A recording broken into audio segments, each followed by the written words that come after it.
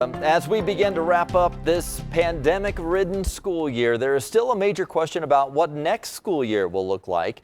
Denver Public Schools is currently working on its plan for vaccinations, masks, and other safety measures. And Denver 7 education reporter Nicole Brady joins us this morning because Nicole, school leaders also talking about plans to spend a lot of stimulus money. Yeah, DPS, Brian, announced it's planning a full return to 5 days a week of in-person learning for all grades next year.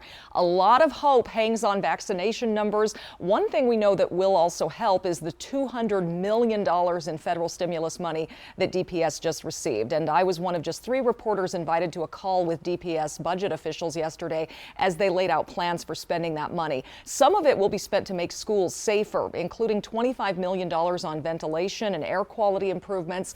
Another $28 million will be set aside for accelerated learning. That could mean extra tutoring to help with any learning loss students may have suffered. Millions of dollars will also be used to set up a remote option for families who don't feel comfortable returning next year or who just really like online learning. But the goal is to be normal in school 5 days a week, especially for the youngest learners. One big question we don't know for sure is whether the COVID vaccine will be required for kids who are eligible.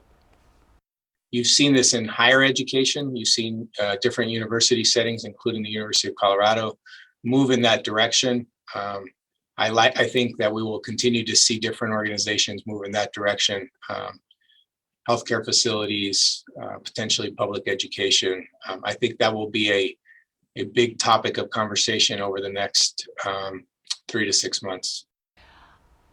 Masks will still be part of the educational experience for the near future, but DPS said that some things like the 3 feet distancing rule might go away.